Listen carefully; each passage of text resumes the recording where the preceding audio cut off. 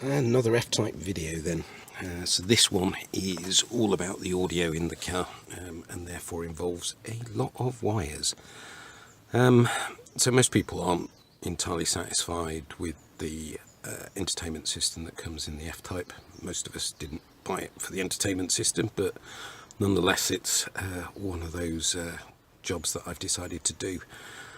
The challenge that I have with my car is that it has what's known as the NLI head unit C, which, although it's a Meridian, as it says in the door, it's only the 380 watt one, and there is no way to upgrade this with any Jag parts to make it better.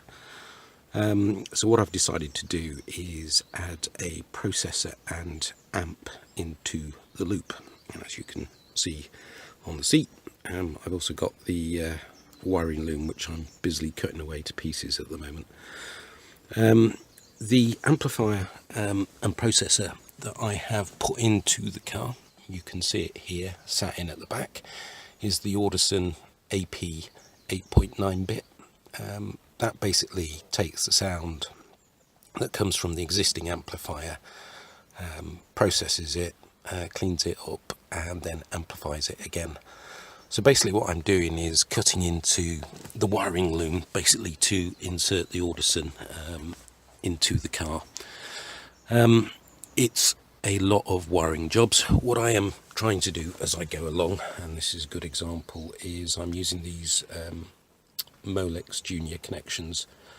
They're the same as the connections on the back of the Audison. So where I am cutting into the loop, I'm putting a male and female on each end, so I can easily take it back out again if need be at some point in the future. You'll also notice, by the way, that I have some really long screws on that.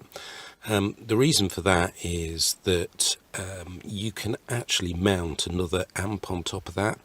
So I'm giving myself the option, if I want to in the future, of putting a separate amp for the subwoofers, which, as you can see from these big holes at the moment, aren't there. That's because I'm going to try and upgrade those with some Hertz subwoofers to improve them. What you'll also see is, if you look at the wiring loom down there, there's a couple of very big red wires.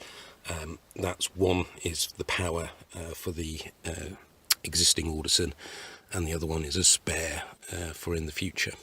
So in terms of wiring it in, as you can see, I've taken out most of the back of my car behind the seats. I've also stripped out most of the boot as well, because basically what I've done is I've used the distribution box, and I have connected the Audison in. If I open this up,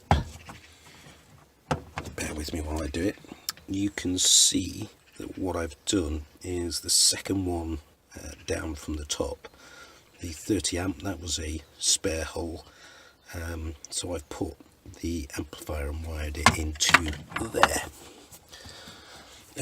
You can see in the back corner there, that's where the amplifier actually sits. If anybody has a coupe and is looking to upgrade it, and you've got the original Meridian system that's prior to this one, where you can upgrade to the 770 watt, that's where the amplifier sits.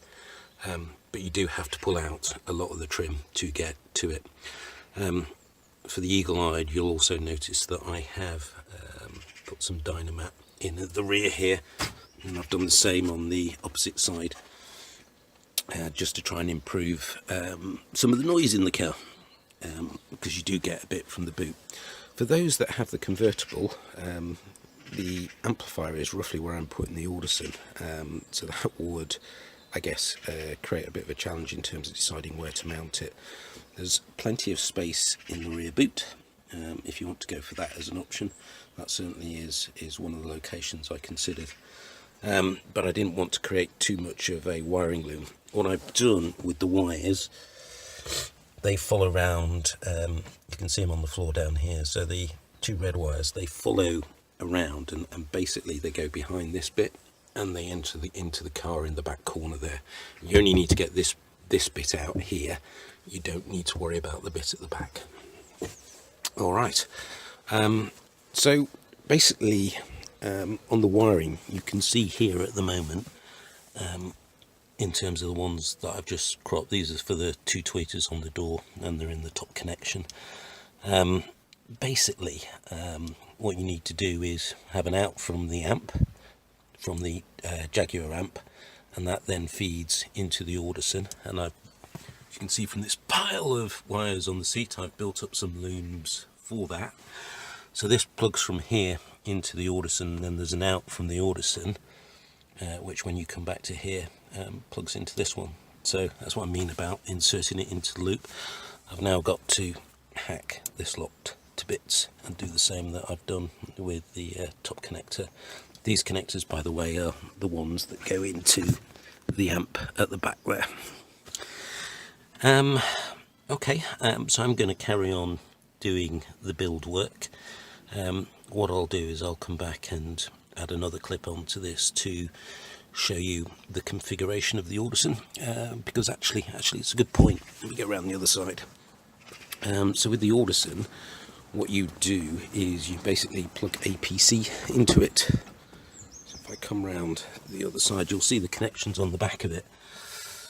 So on the back of the Audison, the white Molex connector there is for the speakers out, and the small micro Molex connectors are for the inputs. But it's also got a USB, which is sitting directly above the sub out, and that is where you plug your PC in, which allows you to configure the parameters for the amplifier. I'll show you more of that later. Okay, that's it for this point. So we're getting really close now. The speaker's back in. You can see the hertz in the bottom there, looking splendid. The wiring is pretty much all done. Well, it is all done. So if you look, you can kind of see the new loom that I've put in across the top, which kind of tracks its way down to the Audison amp, which is sat in the middle there, which is actually on at the moment with its blue light. I've still yet to configure it, but that will be the next job. And if you follow the loom up to the original amplifier, it's, if I can wiggle the camera, it's all connected up. You can see the way that it's kind of plugged in. I don't know if I'm showing you this right, it's very hard to see down there, but all the connectors should be there, both in and out. So quite a neat job overall. The next bit is to actually physically configure the amp itself with a laptop PC, so I'll do that bit next. So everything is now back together. I can't believe how big a job this has been. I'm just showing you now, I haven't put the cover back on, which goes over here, just to show you how it fits inside. My plan was, if I wanted to mount another amplifier on top, I could do. I think I might have to take out the whole back again though, because these screws are quite long, so there's plenty of space on the top. I'm not sure I'm going to get the amp fitted over the screws at the top though. Might be alright, might be a bit of a challenge though without lifting out the top panel, but everything's in there. Spare wiring for the new amp, and at the moment you can see the USB cable is plugged in, which leads me on to the final bit, which is basically using the Audison software to configure the amp, which I have got up and running at the moment. So basically I can talk you through the various bits and pieces. The first thing I would say, what a difference. This has made a huge difference, but not in the way that I thought it was going to do. So I've kind of found that if you take the de-equalization that's provided by the Audison, basically the sound ends up pretty crappy, and I've messed around with it quite a bit to get it how I like it. But when you turn that off, oh my lord, what a difference. It's obviously still taking the parameters from the amp in terms of the original Jag amp, in terms of how that's configured, but it makes such a difference. So the basic bits that you've got is basically what you need to do is set up the configuration of your car. So what I've done is I've got obviously the 3 speakers in the door and then the 2 subs in the rear.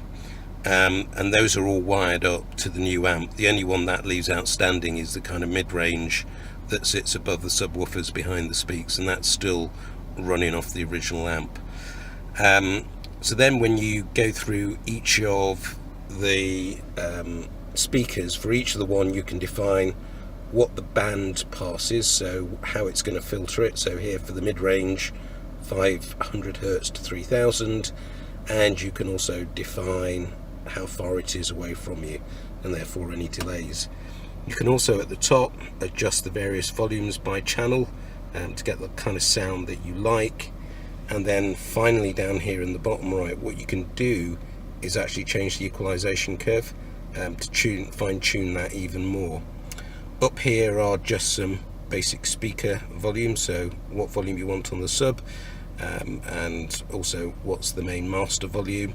And you've got two sets of memory, so you can compare between two different sets of settings or program it for different types of music. You then have a number of options up in the menu. Those are basically, there's a wizard that you go through at the start, where basically you need to load 2 tracks onto your USB stick. Those 2 tracks are used by the Audison to gauge how much messing around is being done by the Jaguar amp, and to try and adjust. It also makes sure that where you've got speaker line inputs that it's tuning those to make sure it's not overloading the amp as well. So I set mine roughly at a volume of 30 out of 36, I think it is, and used that as the first test tune, which was to check the volume levels, and then for the second track, as I say, it does the de-equalization, but I don't particularly like the sound that produced. So you have the option in settings to switch that off, which is the de-equalization bit. As you can see, I've disabled it. In terms of the mode, I've just used the standard and not the expert. The sensitivity is just the bit that does the adjustment at the beginning in terms of the line inputs. The input configuration is what you go, is how your speakers are connected. So what I've used is 2-way front and rears and subwoofer left and right, which is basically taking the speakers from the door as its main feed in. As I say, I've lost rear pretty much, although the mid is still powered by the Jag amp and you can most definitely still hear it. It doesn't control the subwoofers anymore on the rear channel. Those are driven out of the Audison, but it is a great setup. I'm not sure I'm going to need to add an additional amp onto this, because pretty much the quality that's coming out of it at the moment is superb. Really pleased with the upgrade and the difference that it's made. So that's it. Some happy tunes from here on in. Great. Cheers. Bye.